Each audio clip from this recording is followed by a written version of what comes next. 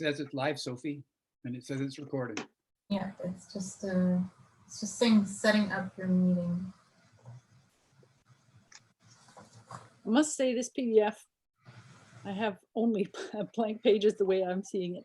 I'll go find the HTML version. I think they are, Sue Ellen, I think they are blank. They haven't been filled in at this point in time. So if you can see the questions, I think that's all you're able to I can't see. see them either. It's Oh. it's okay. I've been in other things like up until 20 minutes ago, so excuse me for coming in late. I'll go find the HTML version. Okay, we're live now, so just so you know. It was just sent to us in an email. It's blank, Allison. Oh, the email that Sophie just sent? Yes. Oh, Thank you. okay. Okay, well, we'll try this again now. Let's, I'll declare the meeting open. This is the special council meeting, Wednesday, July 8th, 2020. And the first thing on the agenda is the approval of the agenda. Anybody have any issues with that? No, I'll move the agenda. Okay, thank you, David. Second, Michael, and all in favor? Aye. Aye. Okay, the agenda is approved. And we'll move to public comments. Sophie, did you have anybody? I thought you said no. We do not have any public comments this evening. Okay, thank you. We'll move right on to staff reports then. So section 3 and 3.1 is a turf field construction contract award.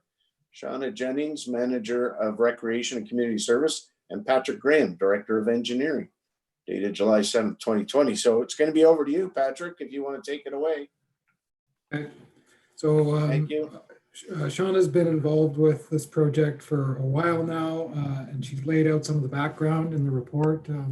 I became involved more recently in working with Vinny and Shauna to get the tender documents finalized and going through the tender process and now moving into construction. So it was actually, sorry, not a tender, an RFP, where we evaluated the submissions we got based on technical criteria as well as the price. So we received 2 submissions from 2 firms, AstroTurf and GTR Turf, that are, according to Catherine, our expert from Vinny helping us with this, a couple of the usual suspects that do a lot of these projects. And so they both have done many projects of this nature. The bids were, or the prices were fairly similar. The bid from AstroTurf was rated slightly higher and was also slightly less expensive. They both provided prices for alternate infill products, and there is a number of products that have been considered over the past little while. I think the last conversation with council was relating to getting approval for an inorganic product, TPE, I think was the one that was discussed most, and that was priced as well as an alternative organic product called Safe Shell, which is essentially processed and crushed up walnut shells. And the advice we've gotten is that they're both quite good. The TPE may have has a lot more track record in this, especially in this region. It's a sort of a standard product that a lot of municipalities use. It's has good playability characteristics, and it probably won't require as much ongoing top-up maintenance as the Safe Shell or really any organic product. And then the advantages with the Safe Shell is its playability might not be quite as good. It is slightly cheaper. In the case of the AstroTurf bid, it was about $10,000 cheaper with the Safe Shell. And it's also organic. And I know there was some question and history of protests around potential health impacts and contamination of using some sort of petroleum product, plastic type product, and then potentially microplastic migration into the environment. I think both of these products would meet our needs. We'd be prepared to recommend going with the safe shell organic infill product. I suppose it comes down to, it seems to be, using crushed walnut shells is more consistent with Bowen Island values than using a inorganic petroleum product infill rubber, plastic rubber. They're like little beads. Okay. They provided us some samples. These are, like crushed walnut shells. So that's one decision. We're recommending that. Council could choose to go a different way, and also to recommend the award to AstroTurf, whose rate is highest, for an amount not to exceed $268,000. In the tenders, there was a provisional item for removal and replacement of the permeable aggregate below the main layers of the turf field. Contractors were to provide a price for testing the permeability, and then if it's not passing those tests, which is likely, that they would remove and replace it. Those prices were very high, like $130,000, $140,000, which is much higher than what the Binney has seen in other places. I guess there wasn't suitable material they felt available on the island.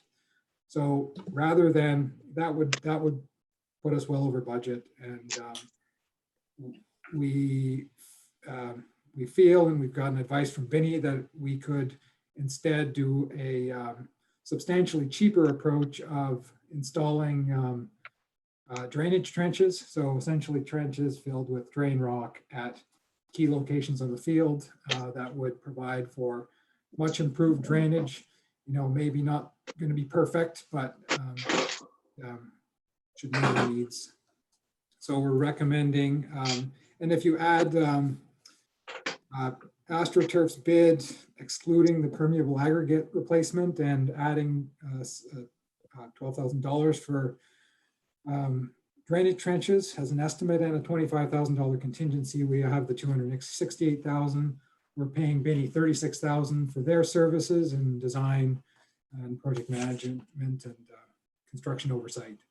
So that's roughly within the $300,000 budget, a little bit over $304,000. So we're asking for approval to spend slightly more on this project. So those are the recommendations. If there's any thoughts or questions around that? Yeah, I'll just open it up for questions there. I guess that drainage, I'm hoping that's going to be a nice alternative, is the other system. What is the drainage? Is it just sand? No, it's a permeable aggregate. So okay. It's stone. Mary? Yeah, hold on a sec, Elsa. Mayor Ander, we have Councillor Winan and then Councillor Nicholson. Okay, I was just going to finish off what I had to say. It wasn't very long. Yeah, and I think it would be, like you said, I think it would be a lot easier on the public if we go organic like that. I think that's a good way to go. There's quite a bit in there for $25,000 for contingency, which I think is probably high on a pretty simple job like this, but since it's already been done once. Anyway, that's I'm pretty happy with it. Okay, so I'm going to go to Rob first.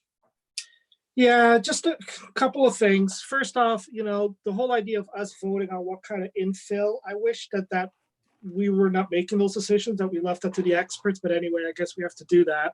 But Graham, on the TPE versus walnut, the impression I got from Shauna's previous report, while crumb rubble was number one, at cheapest, last the best, it's used in the most municipalities, but council turned that down. I don't know if, did we turn down walnut? I thought we were not gonna do walnut because it wasn't appropriate for our environment here. It was too wet.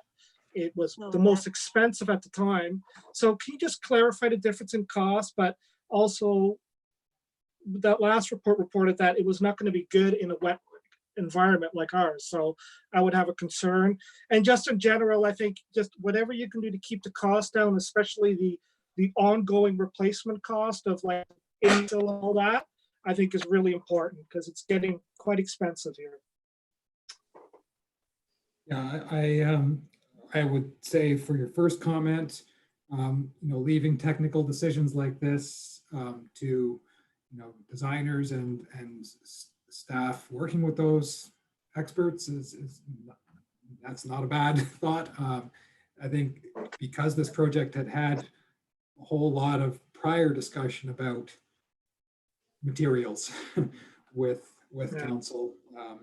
For bringing that forward as well. My understanding of that, the previous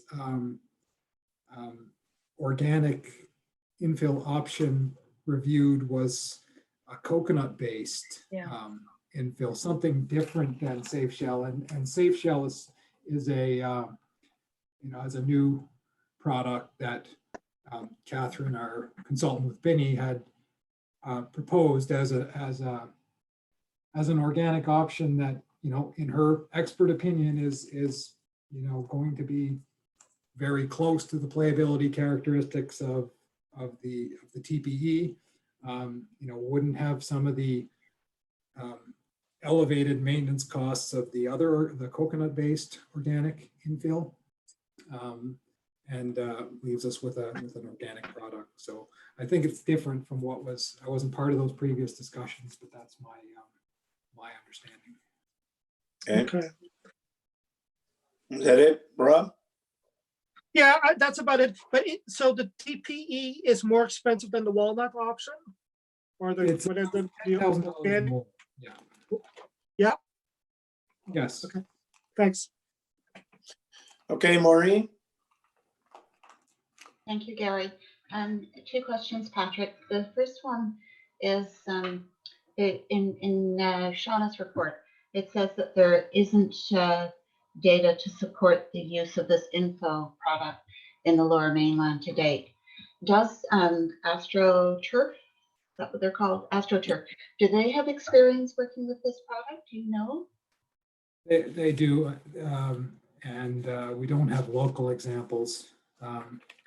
There were examples from the US where conditions are, similar enough, like parts of, Ohio and Wisconsin. I think I'll have to, I would have to double check those references. We'd asked for that. We'd asked for references. Catherine is familiar with places with, rainy climates where, they have freezing occurring and a lot of the characteristics we'd be concerned about here that have used this successfully. It is a lot newer, so there's not the same kind of track record. Okay, and then my second question was about the disposition of the current turf field.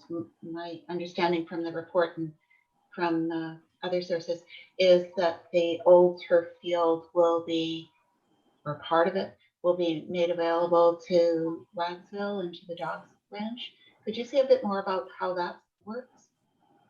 Well, I mean, when I got involved, one of my comments was if we can rather than say dispose of the old turf field at a location to be determined, if we can say, okay, take it here, you will get better prices because there's certainty in it. So I think based on that, Shauna followed up with one of them, Wagsville, I think it was, who said, sure. So we indicated in the tender that that's where it was to be taken. And subsequently, the other dog daycare place or dog ranch said that it was unfair and they should get some of it too. And I believe there's an agreement that each of them will get some of it, and it doesn't really affect Okay. the contract price, so. Okay, but effectively what that does is it offsets the cost of us, or it eliminates the cost of us disposing of the Yeah. old turf field. Yeah, and that's what they bid on. They bid on the project based on taking it to Wagsville. So if they have to take it to two places, it's not a big deal. Okay, thank you. Okay, thanks, Maureen. Allison? I guess just looking at the table with chart lines A1 to A9, there's nothing that I could see in Vinnie's report that explained there were huge differences. I mean, the only three lines that are similar in the two proposals are 6, 7, and 8. I mean, there's huge differences in A1 to A5, and yet there isn't any explanation of, why they are so different. Like, we're paying Astro $22,500 to remove the synthetic turf, and GTR was going to be $9,200. Yeah. Well, when these companies put together their proposals, they make decisions about where to put, which line items to put these money in. Ultimately. So you're basically looking at the total. Right. Yeah, So bottom line, yeah. They're So that's- essentially.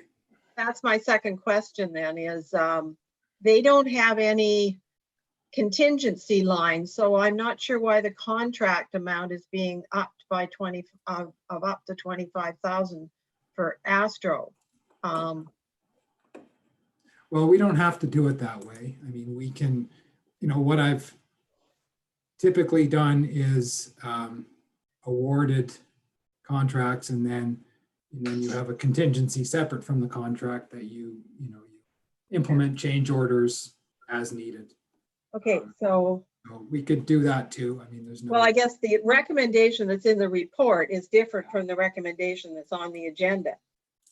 Well, no, I guess it's not, but the 260, they only bid 231, and you're going to did they give you the $12,000 price for the drainage?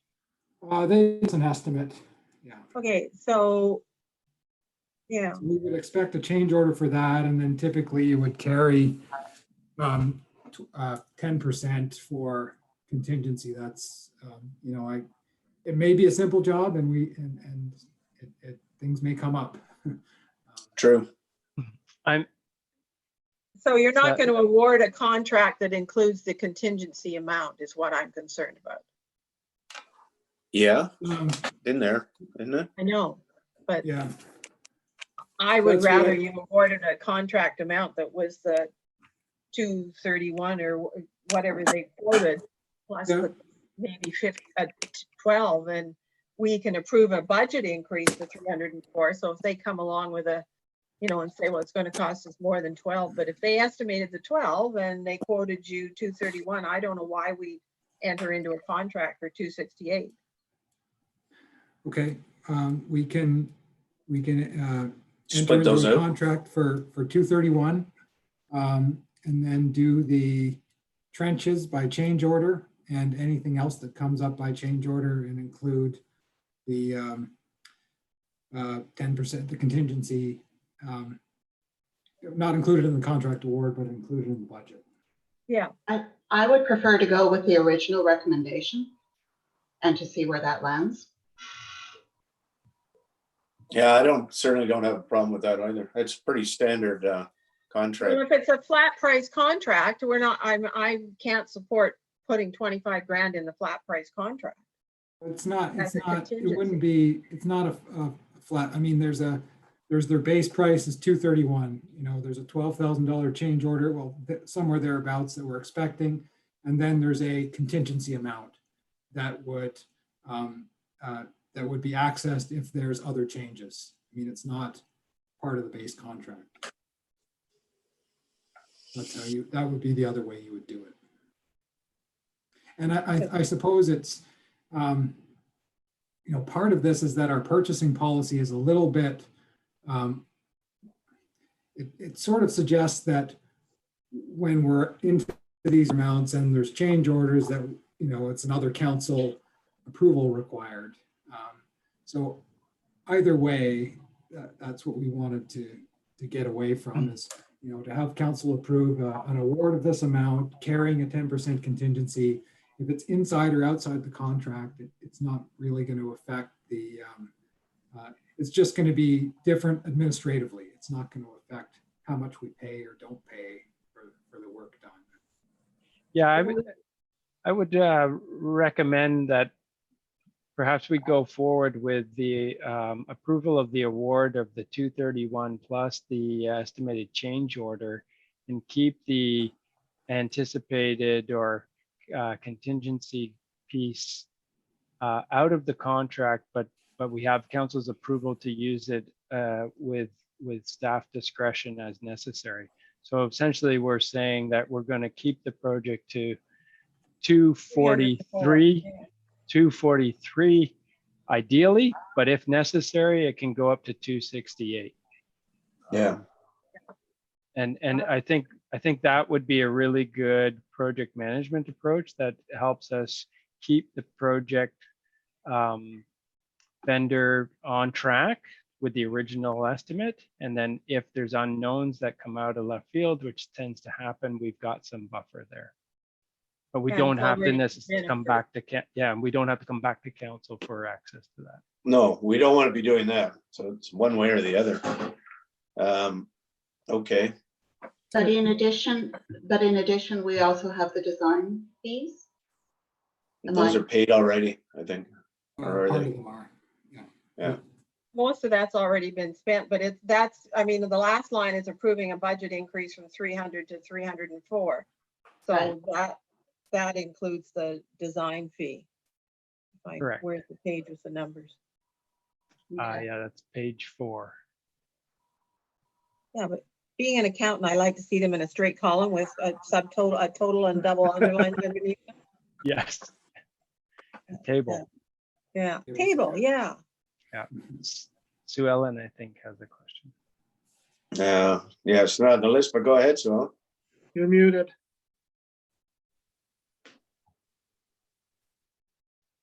Sorry about that. Yeah, I just am wondering, does this mean that the wording of the recommendation is changing? Yes. And if so, what would it be? I'd love to see that. If there's a way to get that up on the screen or something. Yeah, I don't see it either. I think all you're doing is changing 268 to 243. 243. Yeah. Okay, Yeah. thank you. That's what I was wondering. And the second thing I just wanted to say is I'm delighted to see an organic, I'm in favor of this motion that's in front of us and as amended. And I'm delighted to see an organic material there. I think happy to see it reused on island. I think that's part of the Bowen. We like to recycle things here. And I think it's a good health move when we're in a COVID crisis to be going with an organic material that our experts say will have the same kind of playability as what we've had, which is what I heard most of the comments from the previous people that the members, the citizens of Bowen Island who contributed their input. And so I'm in support of this motion and look forward to recycling it too in due course. What if we, thank you, Sue Ellen. What if we took that contingency down to 21,000 and we wouldn't have to ask for another $4,000?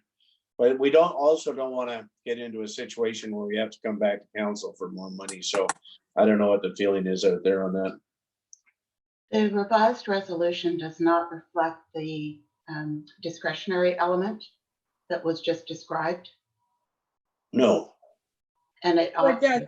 By increasing- It does because it increases the budget from, so that the budget would be increased to 304,000 and the direction would be to execute a contract for 243, yeah. And so then the remaining would be there in the budget for contingency use. Yeah. But the So the resolution, contract would be one thing, the budget would be the other. Yeah. the resolution doesn't say that. If I could read it out, this is the kind of thing that I would like to move. And you can tell me if it's correct, that council directs staff to proceed with contract award to AstroTurf distributors. I've got a, oh, thank you. Distributors Limited for the turf field replacement project for an amount not to exceed, yeah, 243. That council directs staff to proceed with the use of the Safe Shell organic infill product. And that council approve a small increase in the budget for the turf field replacement project from, not form, 300 to 304,000. I'll second that. Yeah, thank you. I really- Okay, Okay, can I just, Maureen wants the 25,000 contingency specified. So if you put after 300 to 304 to accommodate a $25,000 contingency. Yeah. Ah, thank you. That's all I want in this. yeah, yeah. Each No, I one- think that's. I take that as a friendly tightens it up amendment. Really well. I take that as a friendly amendment. Okay, and I think that tidies it up very well. Thank you. Okay, so we got a first and a second. Any further discussion on this? Okay, all in favor, May aye? I see the final Oh, resolution? please? Yeah. Yeah, I'll just pull Sophie, it you up. got it there? Yeah, I'm just pulling it up here again. Sorry to be Just just. the last sentence, I think. Thank you for doing that. It's great to have it in front of us, Sophie. Thank you No, for, isn't that handy? Yeah. Love that. Yeah. Okay.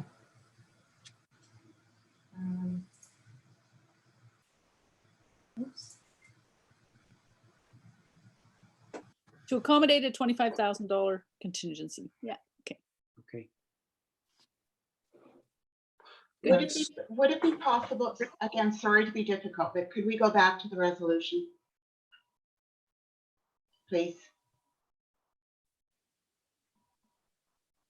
Would it be Where is it? possible to have the contingency broken out as a separate clause? So the first clause reads as is, that council directs, and then the second clause reads that council directs staff to incorporate a $25,000 contingency in this project. The third clause reads as is, and the final clause reads and ends on $304,000, because I think that there's a potential misreading. You want to end the resolution on 3,300. Oh, okay, that's good. Good call, yeah. Let's I'm take fine with part that. of it. it's the same. It is the same, but it's structured differently. Yeah, no, Correct, yeah. and I'm good. I like clarity. Okay. All right, has everybody had a chance to look at that? Yep. If so, I'm going to ask the question. All in favor? Aye. Aye. Right. How are we doing there, Sophie? All good? Looks good. Okay, thank you. Okay, we're going to move on to 3.2, which is the award of the invitation to tenders for the 2020 culvert repairs and replacements. And back to you, Patrick. Thank you. Okay, and we may have some of the same discussion around contingency, but it is Okay. slightly different in this case, so I'll explain. The way that the recommendation is structured is to direct staff to approve an award to our low bid submission to the tender that we put out for repairing 3 culverts that are at substantially degraded failure. 2 of them, the twin 1,800 millimeter culverts where Carney Creek crosses Miller Road. And I will just share the screen here. Just to give, can everyone see that? Not yet.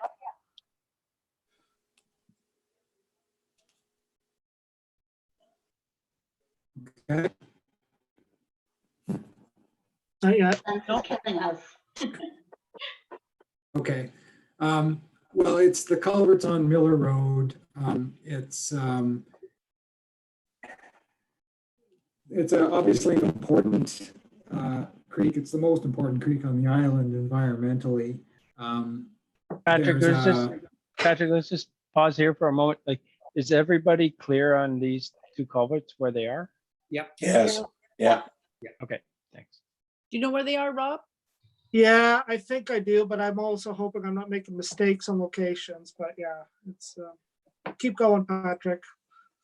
my screen sharing didn't work. You might have to be a co-host. Sophie, if you, Oh, something's Ah. happening. Wait up. You're good. here All it right, comes. there we are. So it's just from where Miller Road crosses Killarney Creek. And Yeah. so that's been reviewed with Metro Vancouver, involves work on their land, the Bowen Island Fish and Wildlife Club, our consultants.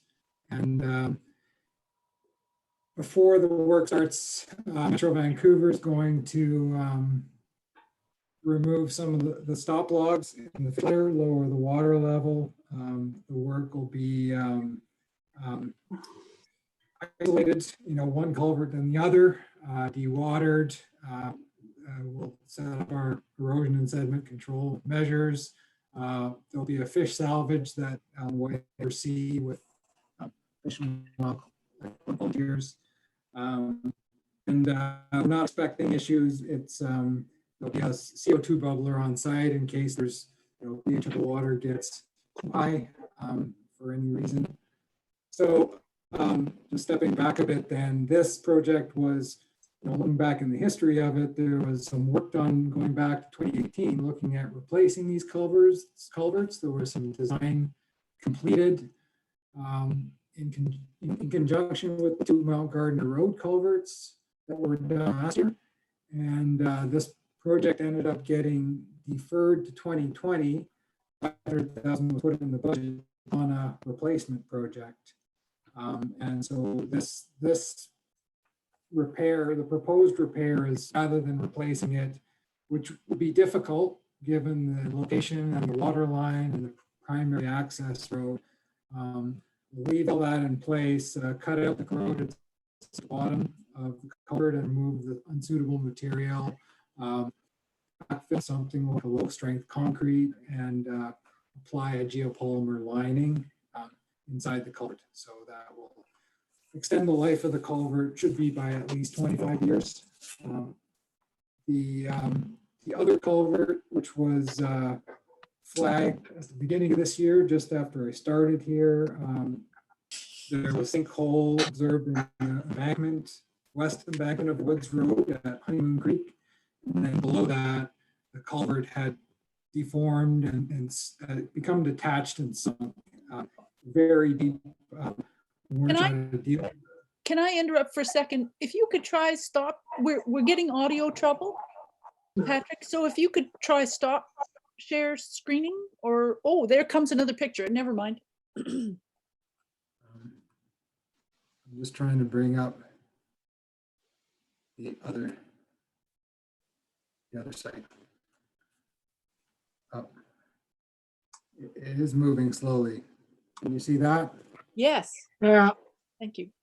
A sense of where we are. So it's Honeymoon Creek, flows out of Honeymoon Lake, crosses Woods Road near the ocean.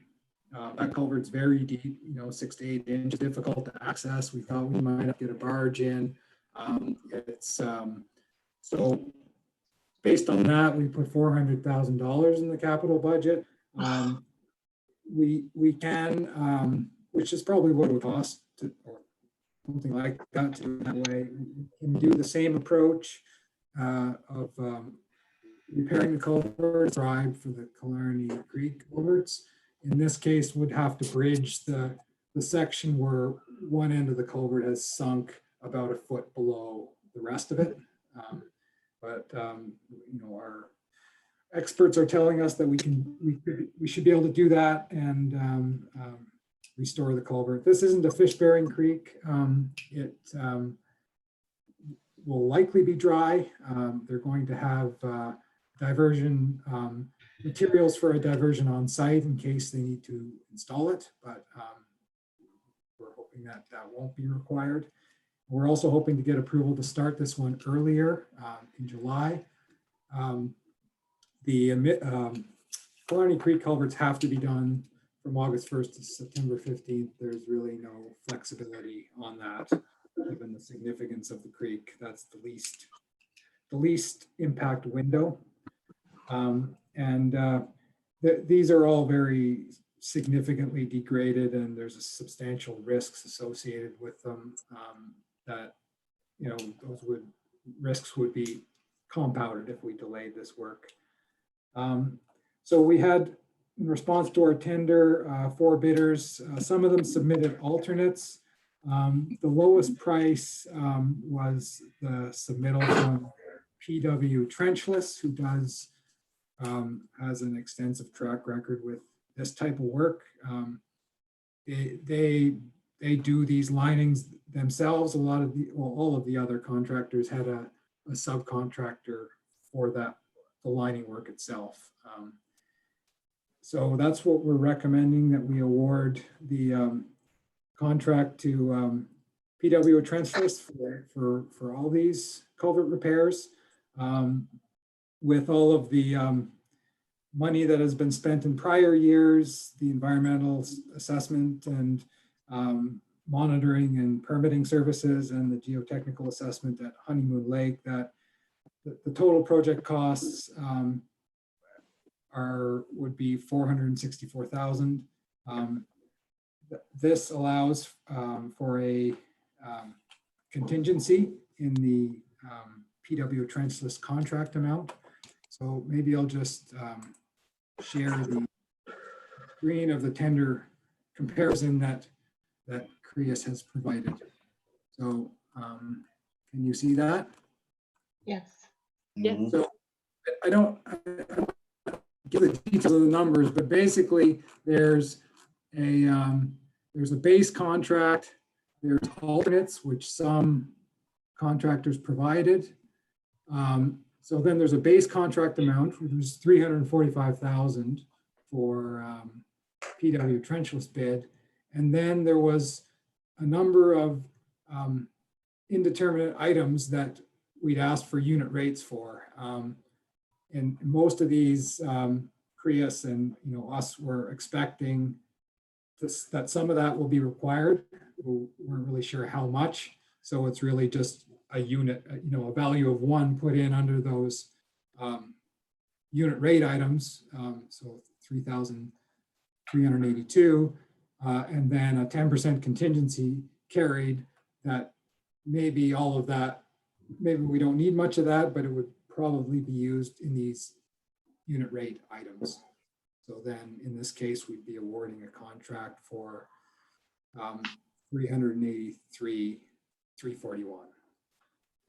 It's about, roughly half of the Budget. Yeah, I mean, the total estimated, there's about 35,000 spent in prior years with Creus and Whitehead. Total estimated costs for this year for 2020 are 429,000. So that's obviously well within the substantially lower than 900,000 that was budgeted for the, which was based on replacement of all these culverts. And we expect the repairs to provide a life extension of at least 25 years. Perfect. Yeah, that sounds good. Is that it, Patrick? Yeah. All right, thank you very much. I particularly like that part where the estimated project costs of 429, substantially lower than the 900,000. That's good news for a change. Any questions from Patrick? For Patrick. I've got Maureen on there. Yeah. And then Rob Um, and Allison. Patrick, how many households are on the other side of that culvert? Oh, Which one? Yeah. The I don't know, Honeymoon Creek. 300, 400? No, No, the Honeymoon Creek. Oh, sorry. No. 6 maybe. Yeah, it's a bit of a, it's a big expense for access to a small number of properties. Yeah, but it's a municipal road. But it's a Yeah. municipal road. And it's the only way in and out. Mhm. And it goes to Mount Gardner Dock, correct? No, No, No, No, I'm not suggesting that we don't do it. I'm just underscoring that there may be many, and I don't know if this is true, but I'm thinking, there may be many other culvert projects on this island that serve similarly small numbers of households. I mean, the Miller work obviously needs to be done. It's a major artery. Honeymoon Creek isn't. So I guess my question is, I mean, I'm really, as Gary said, I'm really pleased that this has come in at significantly less than what was projected, because I've been increasingly getting scared by the capital project costs as they come forward. I'm wondering how many other potential, and this is probably not a question you can answer at this point, and it's not altogether relevant to the resolution we have on the table, but how many other culvert replacements are we going to need on Bowen Island in the next 5 years? And if this company is particularly good and experienced in doing this kind of work, going forward, could we bundle them and bring them in and get things done in one swoop at a particular point in our financial plan, so that we're not sort of looking at these every year as they come up with an aura of semi-emergency around them? Do you have any sense, Patrick, of how many other dodgy culverts are out there that are going to need fixing in the next 5 years? Quite a few. I think we've got. Quite a few. all of them, yeah. 384 culverts, something like that. I'm sorry, I couldn't hear that. Could you say that I think again? we've got a total of something like 384 culverts. Ah, I know A Ross- large, we've been Little looking, too much for all at once. we've been looking at them, and a large number of those are in poor condition, but that's not to say they need to be replaced right away, but they are at risk of, or close to risk of failure. So we'll be looking at that a little bit more closely as we go through the asset management exercise. Yeah, that would be great. I mean, if these folks are coming in and they're well qualified and they're delivering the work that we need done at a reasonable price, why not? You know, think in terms of, well, think ahead. 5 years. Here's the plan for getting the high priority culverts replaced. For they're not all large like this. No. Most. That's good. We don't have 384 big culverts. okay. Thank you, Patrick. Now, there's no contingency in there, Patrick, because I guess it's a contract job. There There's is. a contingency. So there's the $340,000 base price, and Yes. then there's the unit rate items plus a contingency that brings the price up to 383. Oh, okay. Where did I So miss could that we- somewhere? So could we adjust the wording like we did with the previous one to break those out? We could, we could just award the base price and then do all of this if they need. I think Creus was helping us with this. They set the tender up in this way. I think their intent was to make things easier. If we need 5 tons of drain rock, there's already a rate there. We just pay that amount based on the unit rate, and we don't have to amend the contract each time. Yeah. So that was the intent, to facilitate contract administration and Okay.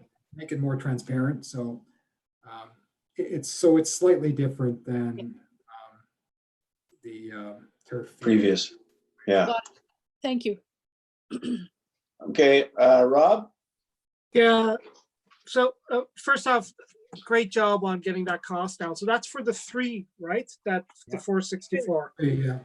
Okay, good. Well, that's huge news. So and I really like that style of going in and fixing the pipe versus having to rip everything up, because the Honeymoon Creek one, that road, I walk across there once a week. That would be a gong show on that side. That would cost us tons of money. So, yeah, so just hats off on that. I guess the one on Honeymoon Creek, how much was that one gonna cost?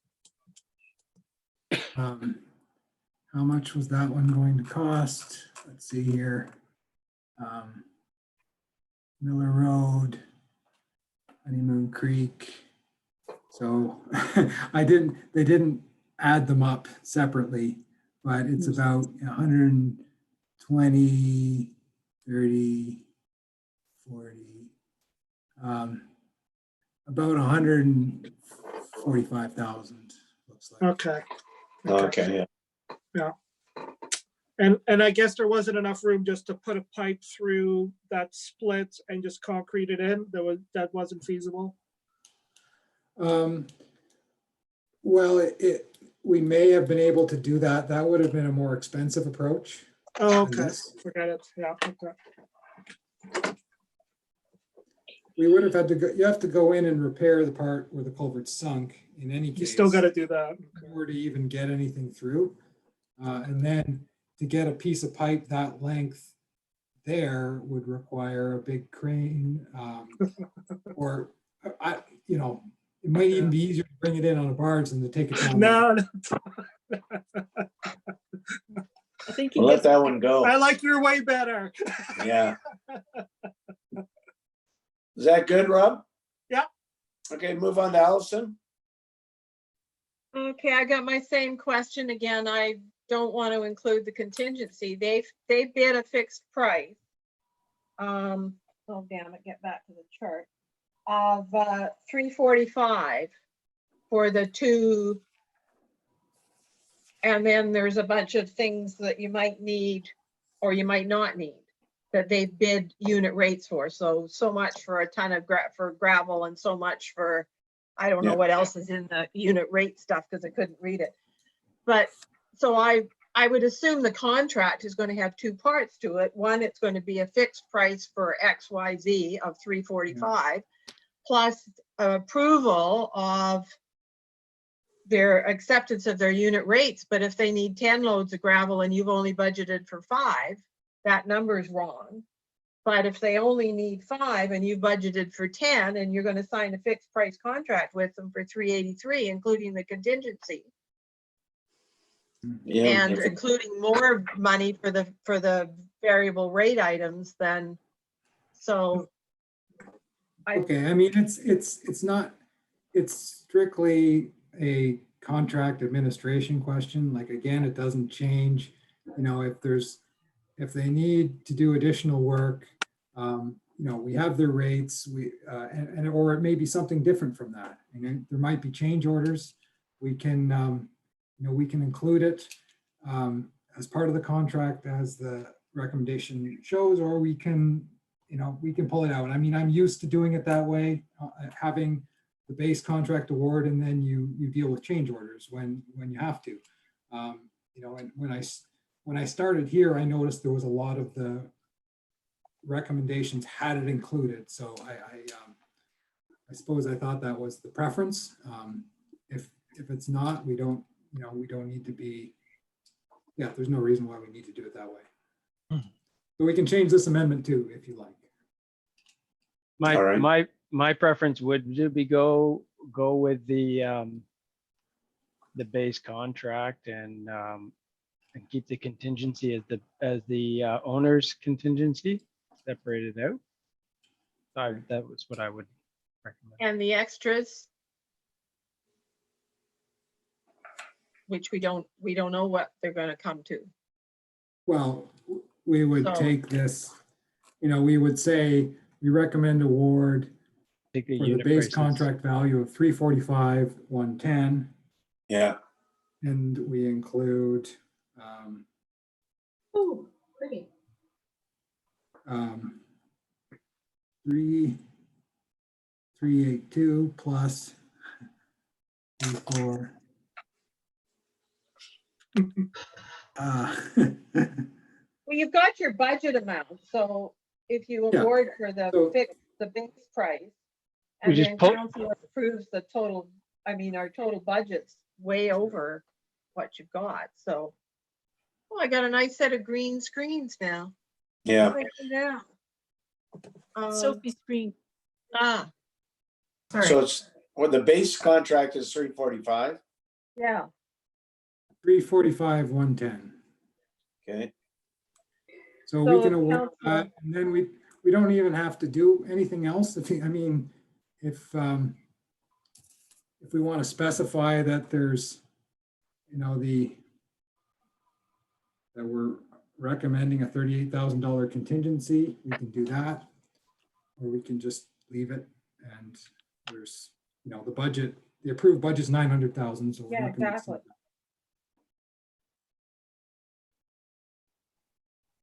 so I would just move that council direct staff to award invitation to tender file number 20151 for the Miller Road and Honeymoon Creek culvert repairs and maintenance to PW Trenchless for a total amount of 345, 110. 45110 plus GST. So I noticed you used the word maintenance instead of replacements, or did I mishear? No, it's replacements. I should have said repairs and replacements, sorry. Thank you. Okay, so how are we gonna put that contingency? The same as the We're last one? not, Gary, we've got a budget of $900,000. Yeah, no, I understand that. It's Yeah. already there, yeah. Okay, well, that's a good point. Just leave it out. Yeah. But I thought there was okay, No, the other one was a different one because we were increasing the budget. yeah, true that. It was an RFP too. Excuse me, I think it's still important to include, to specify a contingency, even if the budget allocation is 900 odd thousand. A council would not want this project price to end up there. So why wouldn't we specify the contingency in the resolution? And that's what Liam just recommended. Yeah, That's and fine, I'm happy to add that clause. Okay, Council approve a contingency of 10% or $10,000 10%. 38,000 is what. of 38, okay. 38K, so that's 383.3, yeah, so that's where you get there, yeah. Okay. Yeah, that's and what you gave us earlier, yeah. if we Yeah, want have to we be, got the wording on anything on there, so Sophie, much the same as the last one, right? For the total amount not to exceed 345, 110. You don't need And- the not to exceed. It's just a No, total no, amount no. Okay, of 345, 110 plus GST, and the council approve a contingency of $38,000 for this project. and if we're going to get really specific here, then it should be 38,231. Yeah. okay. Why don't we round it up? Okay. Yeah, because that'll take you to the right total budget number. I mean, you might want to go to 400,000, so there's a little more buffer. But that gives a little more discretion in case things go sideways. Culvert projects, when you're dealing with works in and about a stream, they're never easy. No, especially all the diversion and stuff like that. Oh yeah, if you got to start moving fish. And it's, we have 900,000 in the budget, so we can put the contingency in as high as we want, I guess, eh? So you're thinking of going right up to 50K on the contingency? Yeah, I think it would be 54, so it would be. Oh, is it 54? Well, just bringing the overall budget down see. from 900K to 400, but giving the approval to award the contract for 345. Yeah, that's a big part. Yeah, so basically we're saying, okay, the project total budget has come down from 900,000 to 400,000. And we're looking at approval of the base contract price for $345,110, which allows for a contingency of $54,890. Yeah. It's Okay, Sue Ellen here.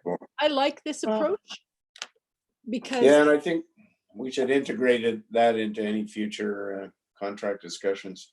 That apparently that's the way everybody wants to go. So, Sophie, have you got that up now? Yep. Councillor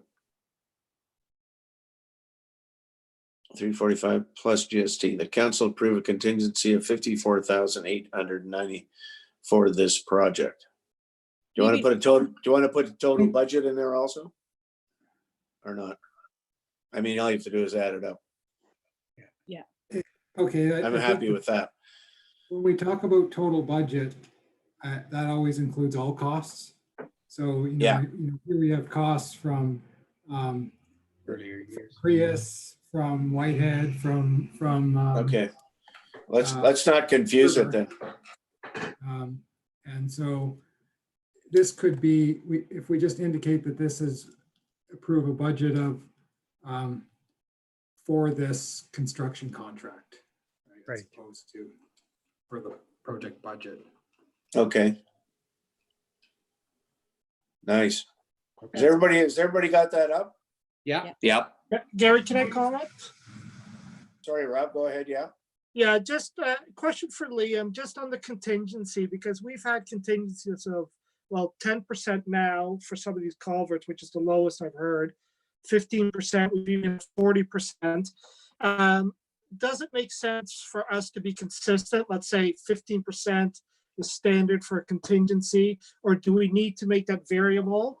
And I guess that's my question to you. And is 15% sort of an average? It is dependent on the level of risk of the project and the level of accuracy of the estimates. Yeah. Yeah, I know that.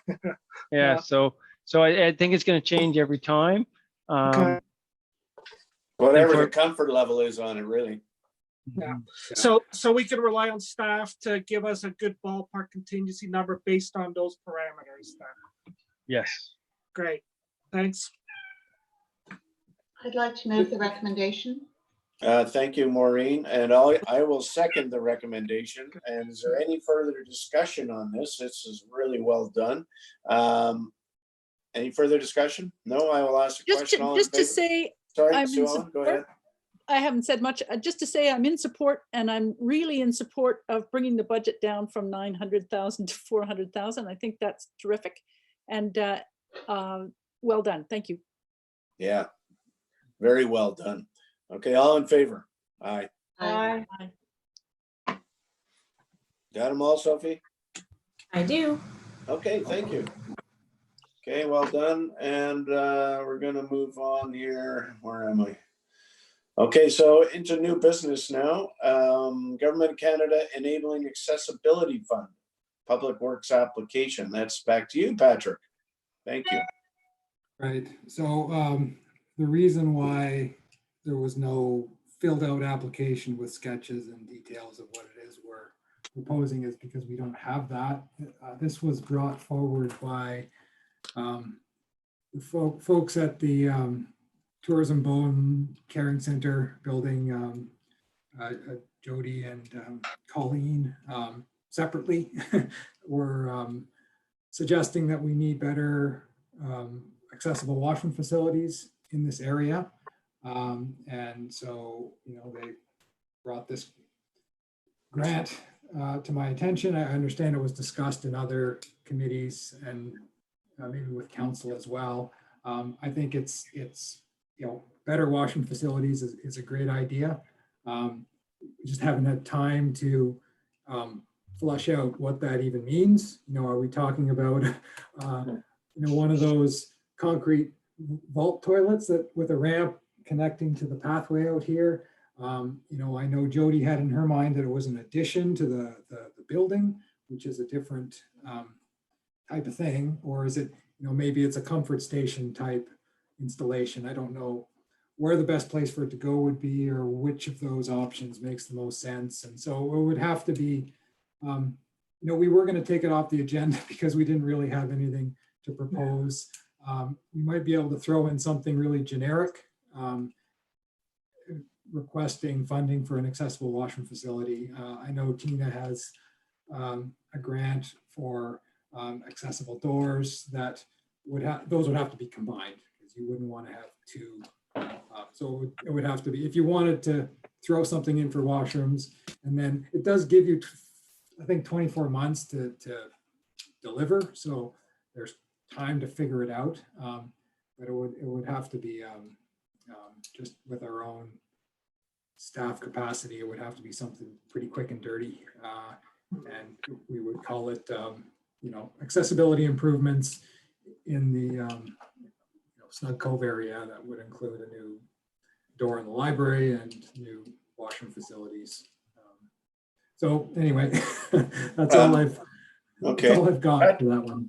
Patrick, just quickly from me, what's the, is it 100% grant? What's the percentage on it? I think it's up to $100,000. But at what percentage? Do we have to kick in any on that? Only above 100,000.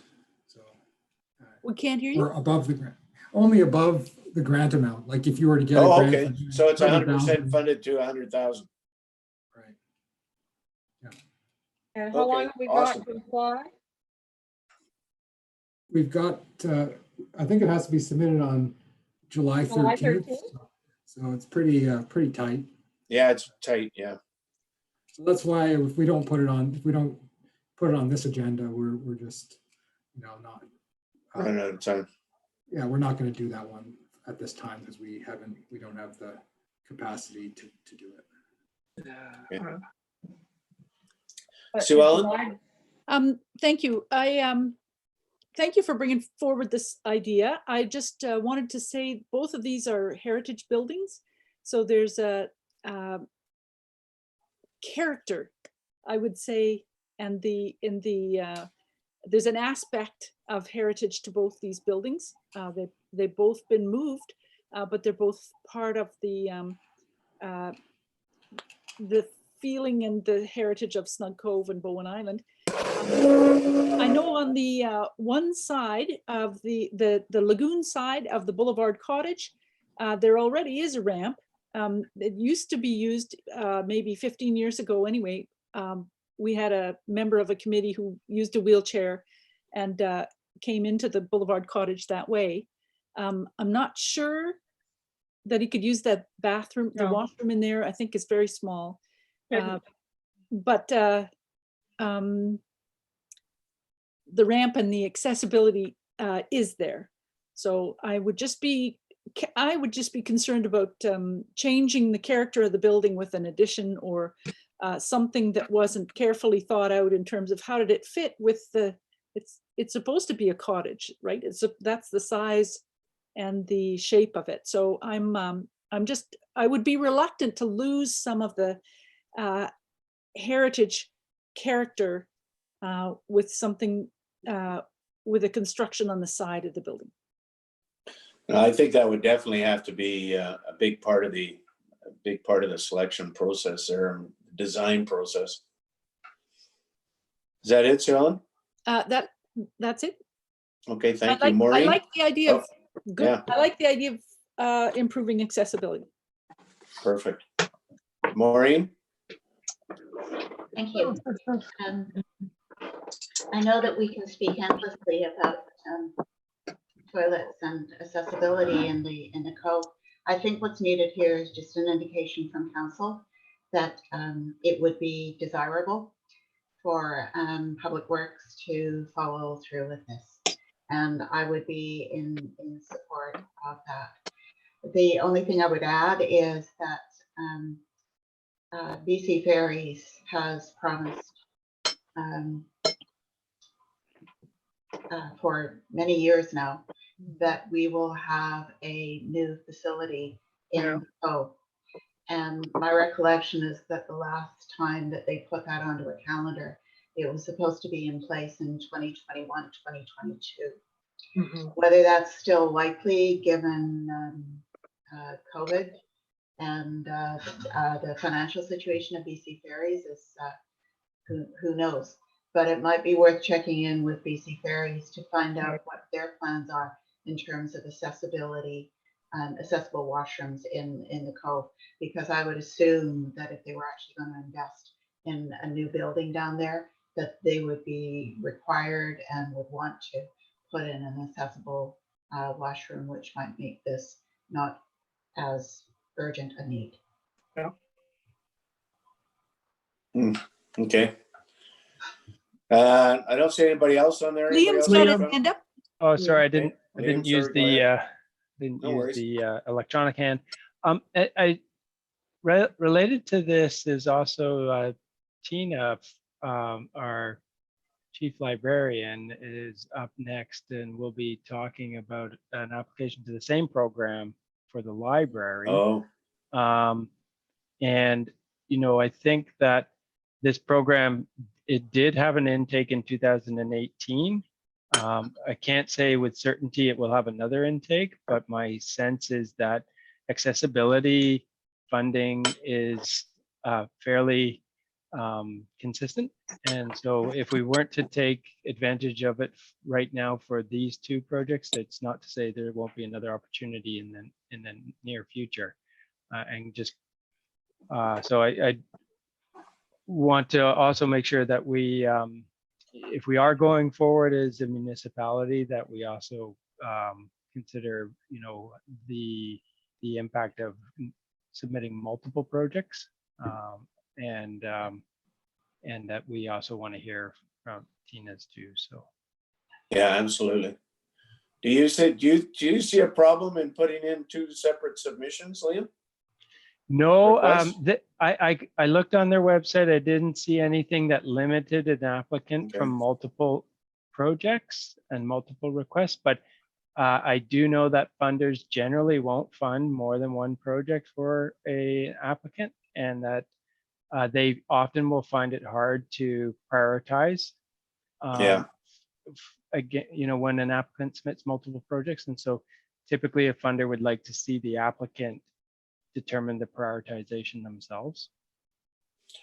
If they're going to be competing applications, then I think it would be prudent if council made a decision on which one we should proceed with.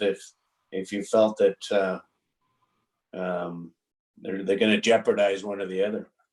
That's why I was going to suggest we hear from Tina first and before we vote on this one, so that we can look at them side by side instead of one after the other, if it's possible. Yeah, well, there's no reason why we can't. Is everybody okay with that?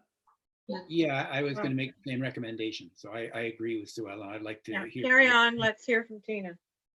Okay, then we'll go to 4.2, which is the approval of enabling accessibility fund grant application in library renovation. And that's to Tina. Are you there? I think you are. I am here. Yeah. Thanks. Hi, Tina. Hi. So, yeah, much the same as Patrick's applying, looking at the same pot of money. So it's a small project grant, which is up to a maximum of $100,000. The other options that are available for medium and large projects are not open at the moment, or at least the medium one is not. So we had already planned to replace the front doors of the library, so the south-facing doors, and we plan to get heritage style, so basically copy the style of those doors that exist now, but have them more energy efficient. Right now we have, it's tough to keep the library warm, particularly in the front space. So the budget has already been approved by council to include replacement of the two front doors at, I believe, a $7,000 cost. So recently I came across this grant, saw it come forward. Apparently it came out June 2nd, but I didn't actually see it until much later in June, and thought, well, if we're replacing doors anyway, it would be fantastic if we could make them accessible doors, so that the front doors would be press the button and a door opens and anyone with mobility issues could enter without having to pull the door open. So when I looked at the grant application, I thought then we should also apply in that same grant for 3 other doors. So the door into the annex on the north side, which already exists and is a good quality door, would just need to be a retrofit. And then we have 2 accessible washrooms in the library and Cove Commons. And I'm proposing that we add retrofits to those 2 doors the same way to make those 2 washrooms truly accessible by having automatic doors on those. So it's a total of 4 doors for the library. The grant has a flat rate. So the federal government has already determined what the basic price is for these be installed. So we don't require quotes from contractors. They're just saying there's a basic price. And so the 4 doors that I'm proposing would be about $21,000 that I would be applying for. And so that's basically it. I'm just asking if council is in favor of moving forward with that application. I should also note that the deadline of July 13th, there's time to do it, but it's also been clearly stated on the grant website that they're doing a first come, first serve. So they are accepting applications first received, assessed, decision made. So we're coming in at the end. So there is likelihood that we will not get it simply because we've come in somewhat at the end. And Liam said, you know, there will likely be opportunities in the future to make application again. For me, it makes sense if I can do it now when I'm planning to replace those doors, the front doors especially anyways. Mhm. That's All what- right. I Okay, just thanks, Stephen. So yeah, David, go ahead. Well, there's hands up in the chat in the. Yeah, I thing. see that. Yeah. Yeah, thanks, Tina. That sounds really great. I really like what you're proposing. Suppose you don't get the grant right now and you replace the front doors with better front doors to then add the accessibility, you know, the button that you can press so the thing opens up. Is that something you can do later on to those doors, or does that Retrofit. mean, yeah, retrofit, or is it the whole damn door that has to be done and you really should wait? No, Can I you- think I'm pretty sure you can retrofit. And what I would do if we did not get the grant or we didn't proceed with the grant, would when ordering the doors, I would ask the contractor or the door supplier about exactly that. Can the doors be retrofitted later? Great, thanks, Tina. I'm certainly in favor of this project. All right, Allison. Well, I'm in favor of the project. I think Sue Ellen's got her hand up too, and Yeah, she Maureen does. in the list. Yeah, they do. And given that the Cove Commons is an accessible washroom, we have no prices for the, you know, what we would be asking for, or is there a flat amount for an accessible washroom too? There is a flat amount that's based on when you're not adding any new square footage. So assuming Yeah. you have a washroom that you're retrofitting, and that's about $17,000. Yeah, so the chances of us getting any kind of a grant that's going to cover the cost of even one of those standalone concrete bunker kind, like we put in at some of the parks, but hooking them up to plumbing, isn't going to cover the cost. There is an accessible washroom, and now if the doors are added and in the Cove Commons, if we got that grant, then I think we just have to at this point, and if it's first come, first served, we need to go ahead with the library one. And my question, Tina, is the $7,000 going to be enough to cover off the other costs if the grant's a flat amount? You So said you had 7 in the budget for doors already. yeah, what I'm actually hoping, Allison, is that if we got the grant, that we wouldn't need the 7 that's in our budget. Right. Okay, so you said retrofit, so I didn't know whether if the retrofit costed, yeah, okay, that's good. Thank you. I've All got right. something else to do too, so hopefully that's it. Okay, Maureen.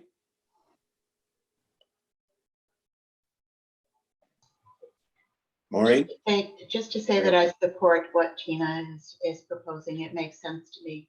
It builds on the existing infrastructure and it doesn't present the challenges of a standalone accessible washroom. Okay, thanks, Maureen. Sue Ellen. Yeah, I'm also in favor of this one as Tina has presented it. I'm on the library board, so I was familiar with some of this already, although not this application, just the projects and the thinking about how much value the library board and the Library Foundation have added to this building through the huge addition, and how many people use these buildings already. and the making those 2 washrooms inside and the whole building more accessible seems to me to be a good way to leverage the investments that the community and the municipalities already made. So I won't go on, but I think I would like to move, if everybody's okay with this, Yeah. that council support the library staff submission of a grant application to the Government of Canada Enabling Accessibility Fund for the purchase and installation of accessible doors, automatic doors at the Bowen Island Public Library, located at, etc. I don't know if it printed. Second that. Okay. Oh, and that council authorized library staff to, sorry, I found it, proceed with, this always happens when I'm making a motion. Renovation or retrofit of 4 doors in the Bowen Island Public Library if the grant application is successful. All right. Thank you. Sorry, Shauna. I'm distracted. I'll Okay. second that. Thank you, Maureen. And so any further discussion on this one? Okay, I'll ask a question. All in favor? Aye. All right, thank you, everybody. So let's go back to 4.1 and A, decide if we think we need another washroom in that area. I'm not convinced we do. I'd rather see BC Ferries put it in personally. Yeah. Mary, I don't think we got enough info to apply for the grant. Yeah. Yeah, And Okay. it's not, and it's gonna cost more than $17,000 and we don't have any money budgeted for it. So we just don't Well, make the there's- motion. there's I thought there was $100,000 in there. That's the maximum grant, but they've got prices for everything. As Tina said, they've said, Yeah. this is the maximum we're gonna give you for these things. I think So, you can't, if you, yeah, that's fine. I think if you knew that you wanted to install one of those concrete vault toilets and it's, $35,000 to install that, and you have some, either a supporting quote or estimate for that, you Yeah. can submit that, but I don't think we know. we if don't that's have what any of want. that. No, we don't have any of that. We're not ready for that yet. And there are always ancillary costs that may be ineligible. So Okay. So we just don't move the motion. Yeah. No, just I'll one. move the meeting be adjourned. Well, pretty Yes. soon then, I guess. Are we Anybody done? else, Yeah. That concludes the business for At the least meeting. 45 minutes after I was hoping we'd be done. Goodbye. Yeah, bye-bye. Okay, well, thank you, everybody. I will call the meeting adjourned. And All right. Good we'll night, talk to you all guys. soon.